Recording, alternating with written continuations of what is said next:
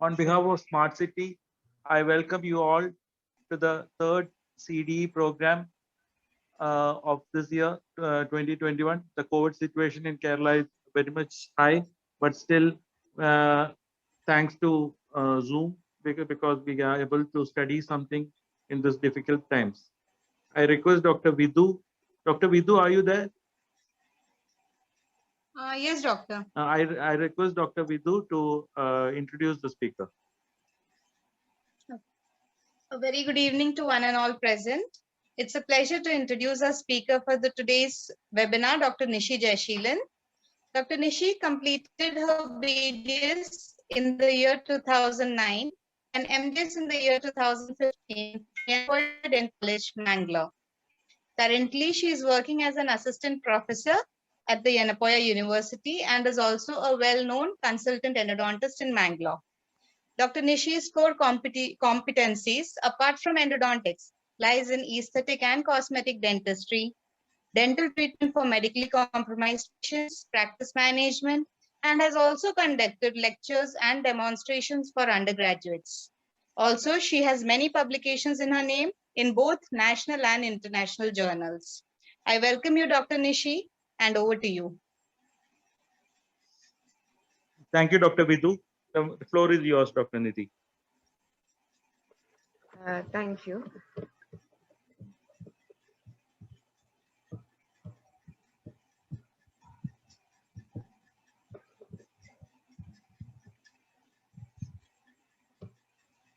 Good evening, everyone. I hope the PPT is visible. Doctor, I guess you have to be a bit more louder. Okay, the PPT is visible right now. Yeah, it it's okay? visible. Right. Yeah. Okay. Good evening, everyone, and thank you for joining this podium with me. And I would like to start by saying a thank you to all the organizers of the CDE and for giving me this opportunity. So let us start with the thought that all of us love traveling. All of us love to go around and see everything and see the beauty in nature, visit places, take pictures, and find something new in everywhere we go. But it is quite human of us that we are attracted towards beauty, and we kind of look for beauty in everything that we see. But almost all of us see beauty everywhere, but very few of us see beauty in each and everything that they see. And it's a fact that I mean, everything has a beauty of its own, but not everyone has the eye to see it. Not everyone has the eye to capture it in a very specific way. And that is what makes artists. And that is what makes, that's one of the key features of a dentist. We are all artists in one or the other way. And we all know that everybody has a beautiful smile which is perfect for their face. And we, as dentists, have the ability to stop a person from smiling from like this. And we give them the confidence to kind of bloom and smile and show the energy that they have. And they don't have to hide their smile behind their face and behind their hand. And that is the essence and the soul of aesthetics. And that is what is dentistry all about. So what is aesthetics basically? So the main thing about aesthetic dentistry is try to make something which was not there before, or to beautify something which is not proper.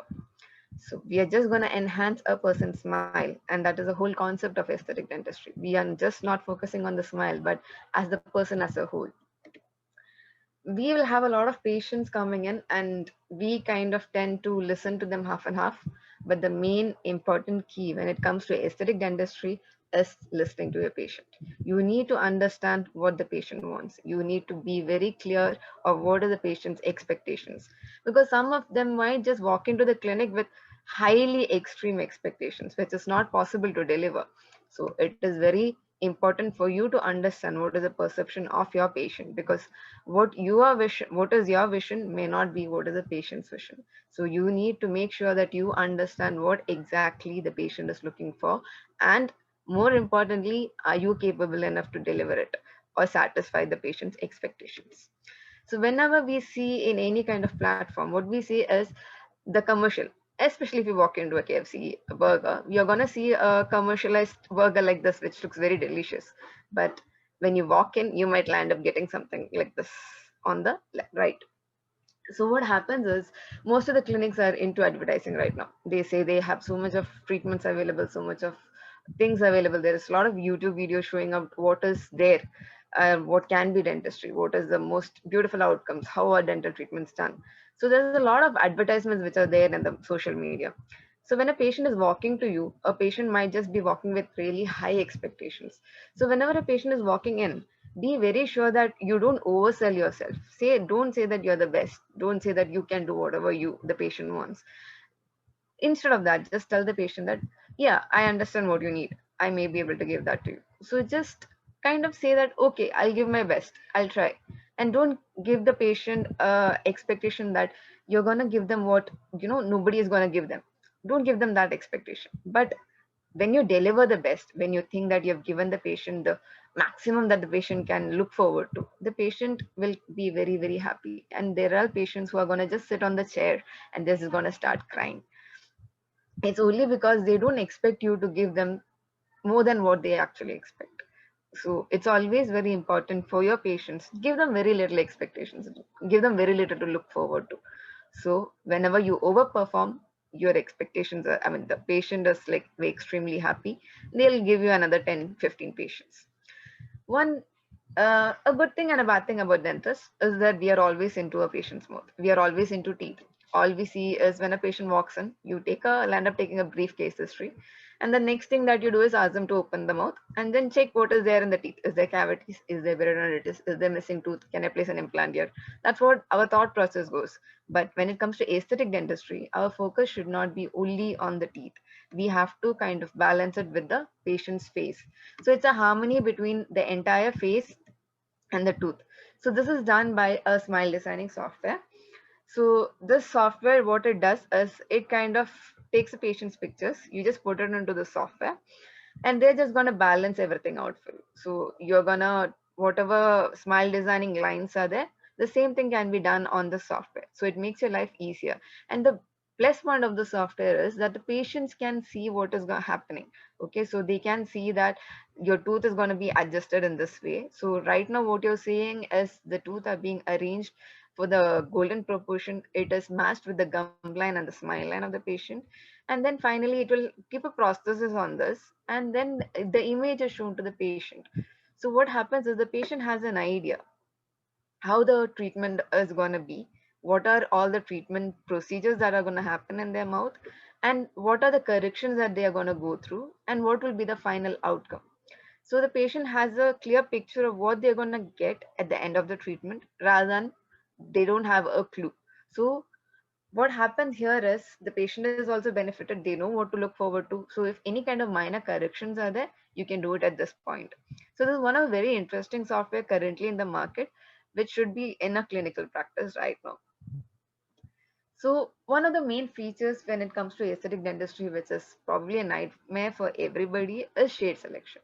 Even me for today, sometimes some patients shade selection is not that easy. Everybody finds it very difficult how to do it. So before we go into the steps, let's just brush up on what are the basics of shade selection. So everybody knows the main important things, that is the hue, the chroma, and the value. So let's just take a look into what is hue. So a hue is nothing but the absolute color of the tooth. So it can be either reddish brown, reddish yellow, or gray, or reddish purple. Okay, so next now comes, that is the chroma. So chroma is sorry, that was the hue, which is just the color. Now chroma means is just the saturation of the color itself. So it's just from 1 degree to a higher degree. So that is chroma. Value means is nothing but the lightness or the brightness of the color. So if a tooth is very bright, it has high value. If the tooth is very dark, it has low value. So now we'll go on to the steps of what is shade selection. So this is a video which is going to explain what are the steps. Because the human eye is more sensitive to the value of a color, we will rearrange the shade guide according to value. The shade tabs are now B1, A1, B2, D2, A2, C1, C2, D4, A3, D3, B3, A3.5, B4, C3, A4, and C4. B1 has the highest value and lowest chroma. C4 has the lowest value and highest chroma. Step 2. Ask your patient to remove any lipstick or distracting makeup to minimize the contrast effect. Step 3. Make sure teeth are clean. Perform a quick prophy if necessary. Step 4. Raise the chair so your eyes are at tooth level. Step 5. Stand 10 to 14 inches from tooth. Step 6. Use indirect light for shade selection and turn off the unit's light. Using natural sunlight by shade selecting near a window is ideal. Step 7. Stand the shade guide in front of the patient's teeth in an edge-to-edge alignment with the natural teeth. Step 8. Squint your eyes for a more accurate value perception. Step 9. In this step, you will select the closest two shade tabs in value. Step 10. Don't stare. Make a decision in 5 seconds. Pick the closest two shade tabs from the guide and set them aside. Step 11. Rest your eyes by looking at a neutral color, like gray. This will make your eyes more sensitive to color again. Step 12. Make a decision between the two closest shade tabs you selected. Remember, don't stare and make a decision in 5 seconds. You have now selected the closest general shade of the tooth. Step 13. If the tooth is polychromatic with different shades, record this on a shade map for proper communication to your lab technician. Step 13 and a half. Make sure to involve your patient in the shade selection process and document in the chart. This reduces unnecessary surprises at time of delivery. Okay, so let's just recap on this. So one of the most important things when it comes to shade selection that you should know is always do the shade selection at the earliest before you start your dental procedures. If you know the patient has come for a composite restoration or if the patient has come for a crown placement, whatever, before you start any kind of treatment procedures or before you start with isolation, always do the shade selection first. Because what happens is when you do your isolation procedures, the tooth gets dehydrated. So what happens is the tooth looks more whitish. Okay, so your shade selection gets affected. That is why you tend to have a different shade or a brighter shade when you're done with your restoration. That is because you have started your shade selection after your isolation procedures or your cavity preparation procedures. So always first thing, remember to do the shade selection first and keep it aside. Okay. Second thing is anything that is bright, which is on the patient. It could be the bright clothing, glittery jewelry, or a red lipstick or a bright lipstick. So you need to make sure that all these are covered up before you do the shade selection. And never take more than 5 seconds to select a shade. What happens is when you strain your eyes on something, you tend to kind of strain your retina and the rods and cones and that. So what happens is you kind of, your eyes kind of get adjusted to the color. So you land up selecting a shade which is neutral, which is not the correct shade. Okay, so you need to make sure that you take only 5 seconds to select the shade. If you feel that you need longer time, make sure you're looking at a gray background. Okay, so either if you have a gray wall or a gray colored drape, just look onto that for 5 seconds and then get back to your shade selection.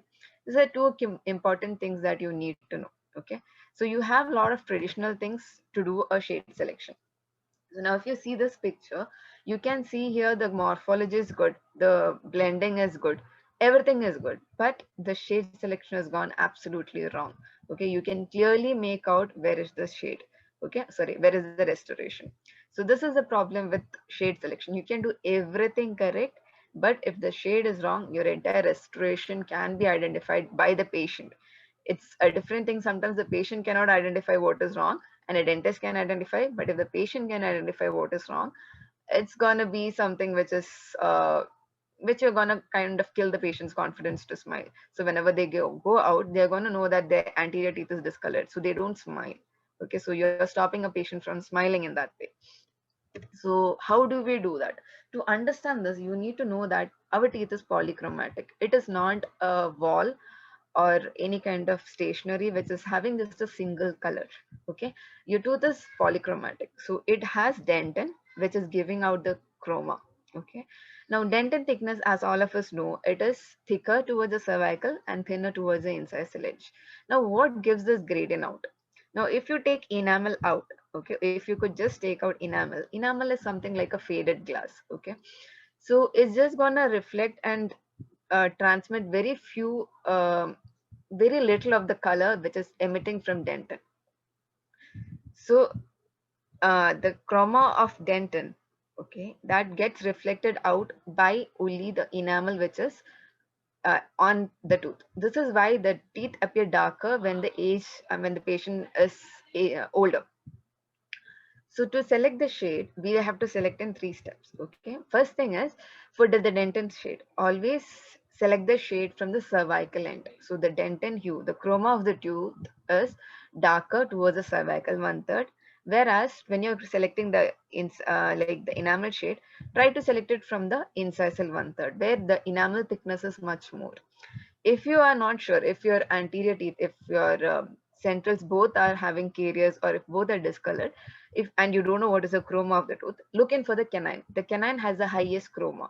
Okay, so if you select dentin shade from the canine, you will not go wrong. Only thing you have to do is reduce the thickness when you're layering, which I'll be talking about later on. So this is one of the shade tabs which all of you are familiar with. And this is one of the techniques that you can do. So what you have to do is, when you're doing shade selection, this is the procedure to select the dentin shade. So whenever you're placing the shade, do not keep it like this. The the shade has to be placed close to the tooth at a 120-degree angle. So and you have to look at it asymmetrically. This only then you will get the correct shade because of the reflection of the light. Okay. When you're taking incisal shade, you have to rotate the tab and then keep it at edge to edge position, and then look in from the center, from the middle 1/3 to the incisal 1/3. That's how you select the incisal shade. When it comes to younger patients, you will have to select 3 shades. Sometimes the tooth will have high translucency towards the incisal edge. Okay, so you will have to select the cervical, middle, and the incisal shades just to know how you have to thin it down. Okay. Next, one important thing that most of us don't know, or most of us don't realize, that all these Vita Classic shades, whichever we are using, that is purely meant for ceramics. It's not meant for composites. So that's one of the reasons maybe why whatever shade selection that you've done, ultimately when you're doing a composite restoration, it may go wrong. Okay, because different composite companies, they have different dyes placed into it, so it's not going to give the same shade. So if you have a 3M company, an Ivoclar, and maybe a Tokiyama company, so all the three, if you take A1, the A1 is not going to be the same. Okay, one might be a little bit having a little bit more of value, it might have more of chroma, like that. So you'll have to see, when it comes to composite, different companies will be having a variation. So how can you correct it? So one of the techniques that you can use is, you can make composite buttons of whichever composites that you're using. So whichever composite company that you're using, all you have to do is make small buttons. Do not etch, do not bond. You have to just make small buttons, place it on the tooth, like you can see in the picture, and cure it. You have to completely cure it. Okay, until what happens is, as soon as you cure composite, the the shade of the composite becomes a little bit darker. So if you don't cure it, what happens is, you're going to get a lighter shade of composite. So make sure that you cure it, and then what you can do is, if right now in the picture you can see some of the, like, the chroma is matching, but some will be having a higher value. So which, if you think that shade is apt, just knock off the other one. Okay, this is one step where you can involve your patient.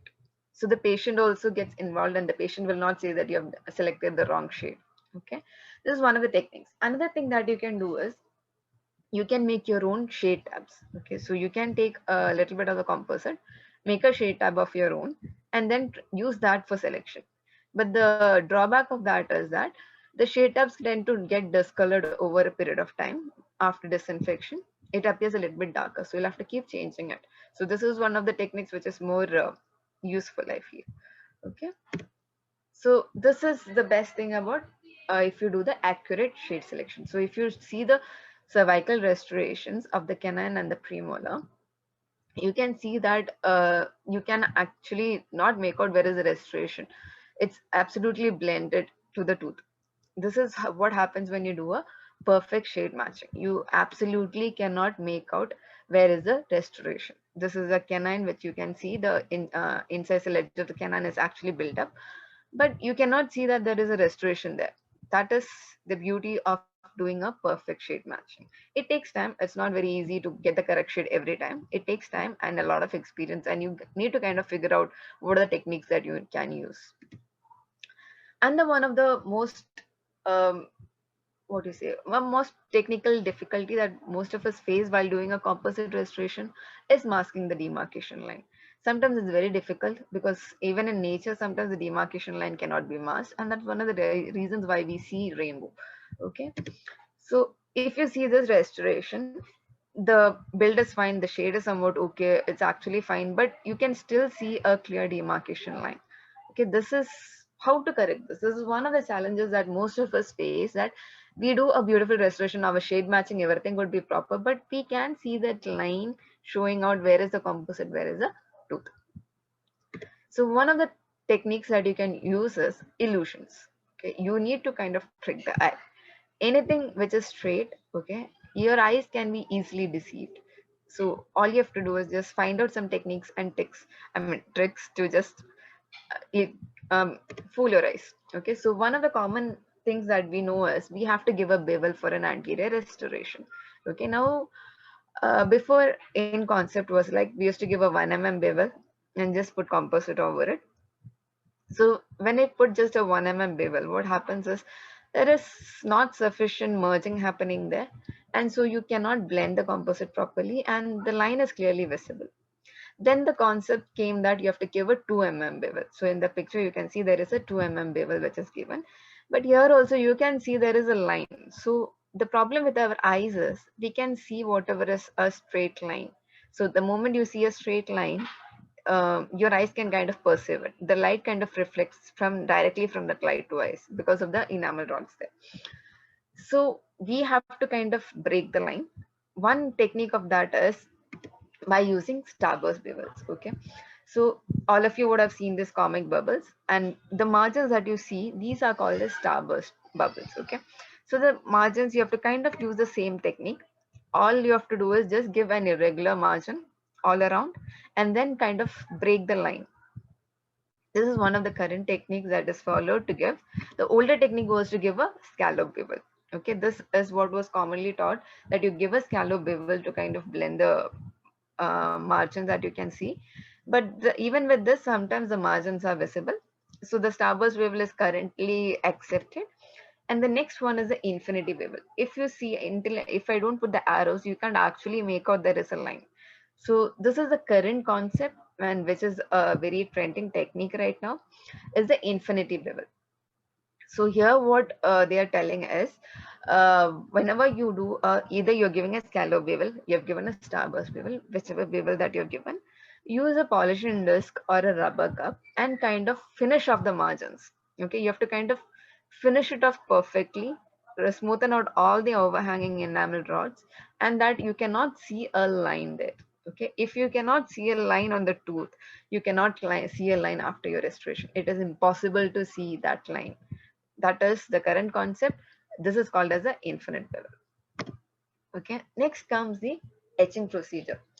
Now, one of the key things that I forgot to tell was, for a composite restoration, before you start with the restoration, it is isolation. If you do not isolate your tooth, if the tooth is not completely isolated before your composite procedures, your restoration is going to fail at any point. Either it could be during your etching procedure, it could be during your bonding procedure, or could be during your final composite procedure. So each step in composites, that is right from the etching procedure to the final polishing, isolation is a must. Any kind of saliva or blood contamination that occurs during the procedure will have a deleterious effect on your restorations. So now we'll come on to the etching procedure. Now everybody knows what is etching procedures. You have to use phosphoric acid, etch it for so many seconds and all that. But here the key factors is, try to use a gel etchant. Do not try to use the liquid based or the water based etchants. Try to use the gel etchant. The reason why is, you have to always have a control over your etchant. So I want is that your bevel has to be at least 2 mm from the margin. The next step that you're going to get is that whenever you're etching, always etch beyond the bevel. Do not restrict your etching just to the bevel margins. It has to extend 2 mm beyond the bevel. And for this, you need good control of the etchant gel. One way to find out if your etchant gel is good or not is to take any company that is selling you the etchants. Just take the etchant syringe, take a paper or a tissue or what, a blotting paper, whatever you get, just try writing something on it with the syringe. If you can write anything clearly with the etchant, then your etchant will give you good control when you're applying it on the tooth. That is one technique that you can use to find out if your etchant is good or not. So these are the current concepts which are there. That is the selective etch, wherein you just etch the enamel and then you can use a self-etching dentin bonding agent, or you can use a total etch procedure. Okay, so I'll be explaining about this in detail. So next comes to the bonding agent. So here one of the things that we know is, most of us do is, we know that we have to take the bonding agent, we have to apply it on the tooth using an applicator and then cure it for 10 seconds. Okay, now what happens over here, if you see the lower picture, you can see a thick layer of bonding agent there, right? So whatever happens is, whenever there is a very thick layer of bonding agent, your restoration will fail very soon. It might just last for the patient to just leave your clinic and reach home. The restoration might just come off entirely. This is because of the bonding fracture. So after you apply the bonding agent, it is very, very crucial that you dry the excess bonding agent there. So you have to use a blotting paper, or you can gently air dry it, and then make sure that there is no excess bonding agent there. So by excess means, I don't mean that literally you kind of dry it out completely. You have to gently dry it down. So here, one of the techniques to know that if you have done your bonding procedure perfectly or not is that after you remove the excess bonding agent, if you see a shiny surface of dentin, that means your bonding agent is there and it is cured. I mean, after you can cure it there and it's not going to fail. Okay, so that's one of the ways to find out if you have applied sufficient amount of bonding agent or not. So this is another thing that I said. So here, if you see, your buildup is fine, your bevel was there, but still you can see the demarcation line. Now, why did this happen? Okay. Now, if you see this restoration, it is just one shade that is placed. I believe this should be an even restoration. So there's only one shade which is placed. That is why the restoration can be clearly and easily made out. Okay. One of the techniques that you can use kind of merge this is called the blending effect, which we actually see in nature. We know that in nature, whatever happens is, or the chameleon effect that you know. Okay, so everything in nature kind of covers it up or blends itself to the nature to protect itself. So everything kind of blends out into its surroundings, and you cannot make out that that insect or that creature is hiding in that vicinity. So that is the thing which you should learn from nature. So one thing that you can do is layering techniques. Okay, so you need to layer your composite in a polychromatic way. Your tooth, as I said earlier, it is not monochromatic. There is different shades of the tooth which is seen because of the chroma of the dentin. So you need to know how to layer and what to do. Okay, so just to make it easy and simple, one of the techniques that you can use is this. So either you can do a what you can do is, you can take an impression of the patient. If the patient is coming for an anterior buildup, you can just take the impression and then send the impression to the lab, get a cast done, and ask them to do a mock-up. Okay, so that's a the wax mock-up that you can see. The next technique that you can do is apply composite directly on the patient's tooth. Build up whatever is missing. So you will have some expired composites or a shade of composite that is getting expired that you don't use at all. Use that and just do not etch, do not bond. Just apply it on the tooth surface and just make the shape. Okay, cure the composite. Now this is the mock-up. One is the indirect and this is the direct mock-up. Okay. After this step, the next thing that you need to do is take an impression with a putty impression material. After you take the impression with the putty impression material, you need to split the impression. Okay. So next thing that you're going to do is you need to make a lingual shelf. So this is one of the techniques. So you have made the putty impression. If you can see the line, okay, if you see the tooth, there is a fracture line, right? So you need to take a probe and then score your impression. So scoring means you're just gonna mark where is the edge onto your putty impression. After this, you're gonna use a little bit of flowable or a high viscosity composite and place it on the impression material. Okay, and then you're just going to blend it onto the tooth surface and cure it. So you're going to get something like this. This is called as the lingual shelf or the palatal shelf. Okay, so once you get this forms a framework for you to start your layering procedure. Okay, so next thing that you can do, now you have a palatal shelf there. So next thing that you need to do is build up the proximal walls. Okay, so you have the sectional matrix systems which you can place it with the help of a wedge, and then kind of build up the proximal contour the same way you have done the palatal contour. Finally you're going to get a palatal wall and a lingual wall. Now what else is remaining? Only the center portion. Layer it up based on the thickness and the of the chroma that you've selected. You have to reduce it from dentin towards enamel. Just give your enamel corrections, your bevels, your mamelons, any kind of adjustments that you want to do. Now it becomes easy for you. All you need to do is just fill in the space accordingly. Okay, this is one of the current layering techniques. Now, this is a very interesting material which has come currently into the market. This is the BioClear matrix system. Okay, so it is a pre-contoured matrix. You have it for the anterior labial as well as the proximal as well as for the class 2s. So here it is used based on an injection molding concept, wherein you're going to heat composite to a particular degree and you can just inject it into this matrix space. Okay, so this is the proximal matrices, and this is one of the videos showing how you place it. So you need to slightly wet the tooth surface so that the matrices gently fit into the proximal area and gets adapted towards the cervical area.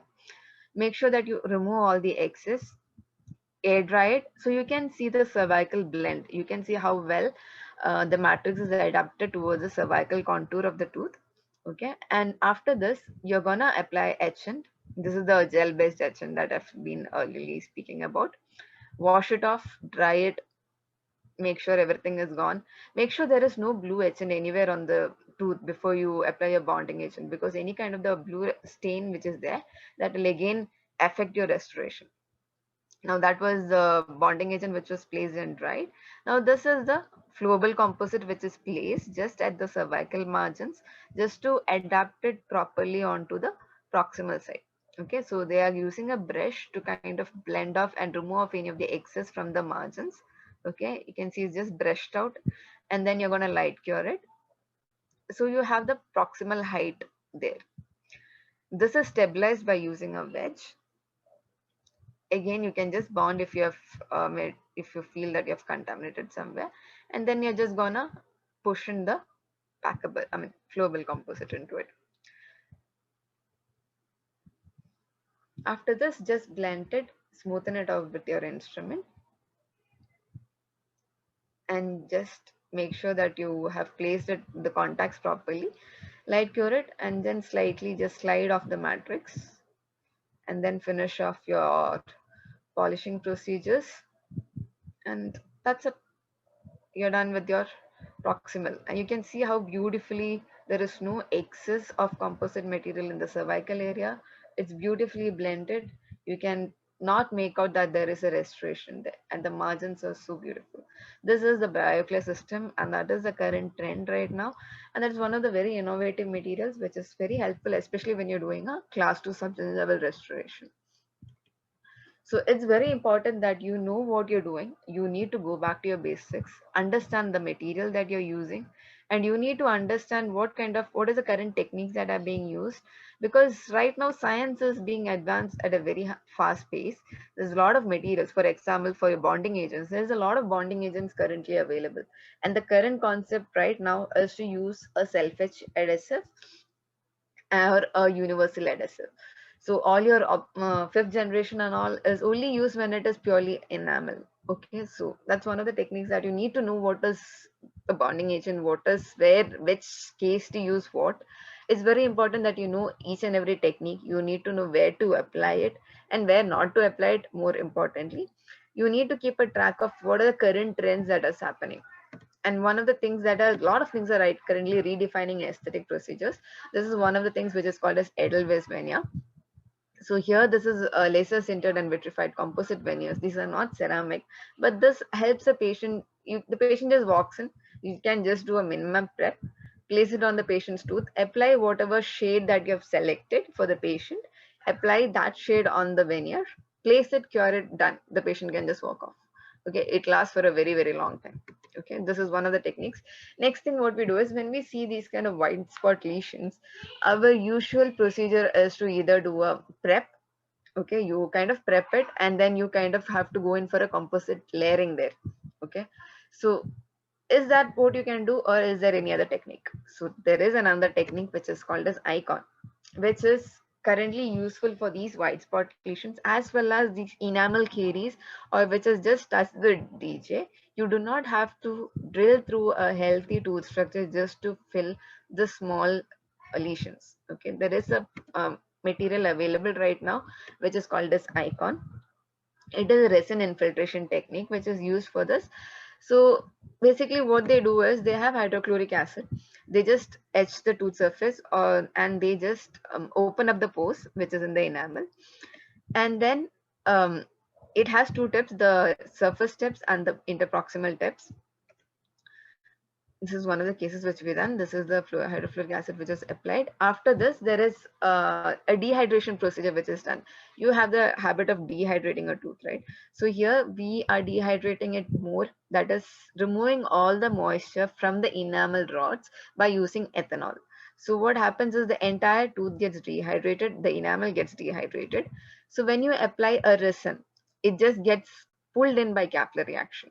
Okay, so here what happens is it just tricks your eyes. There is no cavity prepared, but whatever demineralized enamel is there, that gets filled in with the resin.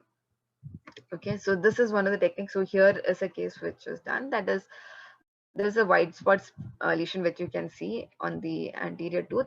After the procedure, you can barely make out where the white spot lesion. So this is kind of a very innovative technique where you do not have to do a cavity prep for a very small lesion. Okay, so there's a lot of bright ideas and bright innovations which are happening in dentistry currently. So you need to look out for those and know that the dentistry is a changing field. There's a lot of things which is currently changing. Whatever we have learned 5 years down the lane is completely obsolete. And right now, what I'm speaking to you, maybe 5 years down the lane, it might just be obsolete again. So it's just changing at every second. Okay, everything is changing. So you need to make sure that you have updated yourself and you know what is the current trends that are changing. So it is very important that you attend some webinars, go to conferences, go for some, keep an update of whatever is happening, try to get some articles, read up, and keep updating your knowledge. Because without your knowledge, your skill, and your vision, it is very difficult to perform aesthetic dentistry. It's only by your logic and your creative side that you can excel in your field, and you can also be the star dentist that everybody wants to come to. And if you can't achieve this, if you feel that your restorations are not up to the mark, don't feel low. Try to train yourselves. Know that you have your limits, but always keep trying to exceed them. Do not stop yourself, because push yourself to do more, because nobody else will do that for you, and then only your limitation is your imagination. So by this, thank you. I'd like to conclude. If any questions are there, over to you. Ma'am, can you elaborate more on that white spot lesion which you told without drilling? Yeah, that is called as icon infiltrate. It has 3 syringes. One is it has hydrofluoric acid, which will kind of etch the tooth enamel, and then what it does is it will remove all the demineralized enamel rods that are there. And then what happens is when you apply ethanol, they give you an ethanol syringe along with the kit. So when you apply ethanol on the tooth surface, whatever moistures, our eye is supposed to get tricked by this procedure.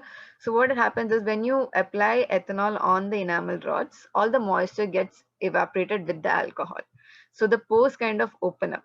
Okay, and this resin, when you apply on top of it, because of the capillary action, all the resin gets absorbed into this demineralized enamel, and this resin reflects the shade of the enamel out towards us. So it's more of a refractory procedure, and the refractory index of the tooth and the resin becomes same. So the restoration kind of blends or masks the white spot lesion.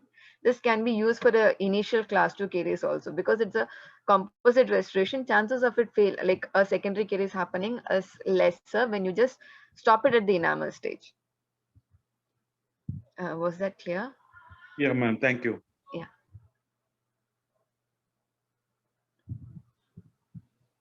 Snigdha or Soumya, do we have any questions? No, doctor. I mean, there is no questions in Q&A. No, let me check in chat also.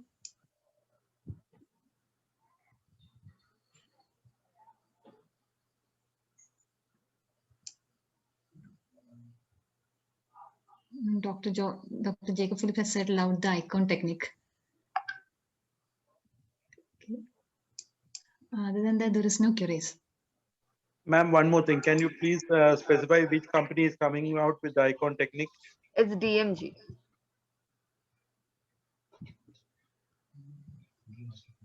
Okay, thank you. Just search for resin infiltration technique icon. You will get the links of it. Okay. Thank you, ma'am. It was a very wonderful presentation as well as. 1 second, doctor. I'm sorry to interrupt. One second. We are having questions. Any tips on characterization? Okay, characterization. I hope you're asking about how to give the features on the tooth.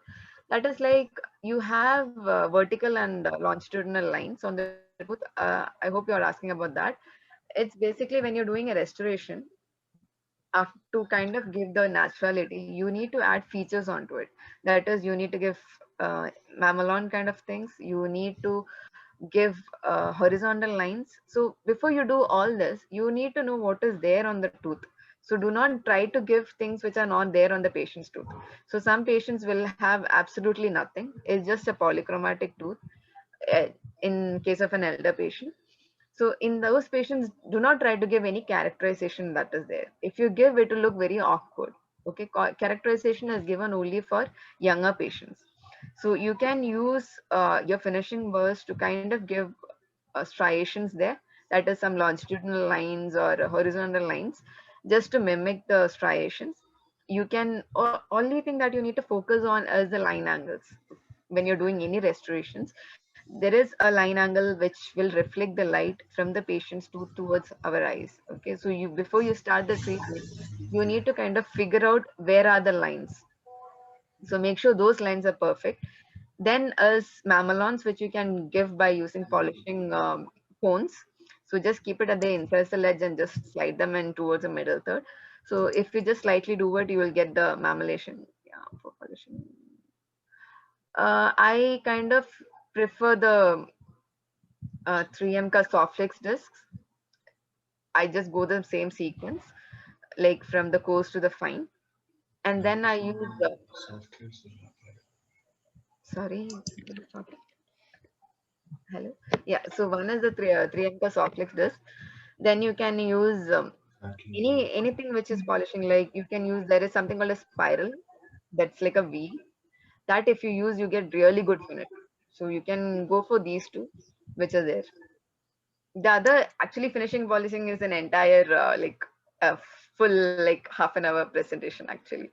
So it's a long procedure which you need to know. So it's, for me, what I do is I kind of do the gross finishing with the burst what is there, then I go in with the 3M soft flex from the coarse to the fine, then I just use the polishing cones to remove it. Flashes near the gingiva, how do I remove it? It's, I always make sure that the gingival area, whatever excess composites are there, I remove it before I cure it. I kind of blend the composite when it comes to the cervical 1/3. I make sure I take my instrument slightly into the gingiva and kind of blend it and remove of excess. Do not leave excess composite there. You need to take your instrument into the gingival area and flash and remove all the excess composites from there and then cure it. So it reduces the work for you.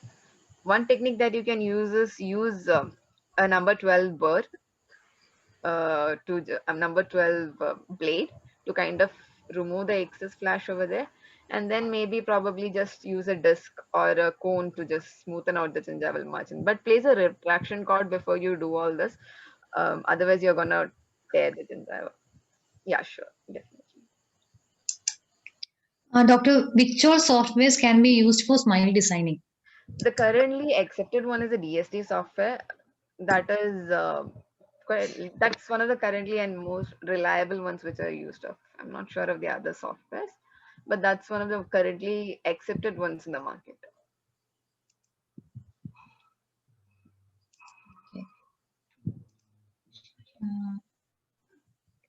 Yeah, that's it. Thank you, ma'am. It was a very wonderful presentation.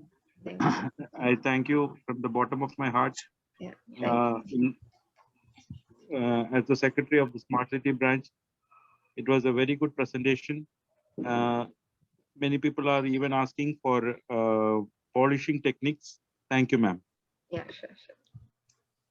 Thanks Thank a you, lot for doctor. having me.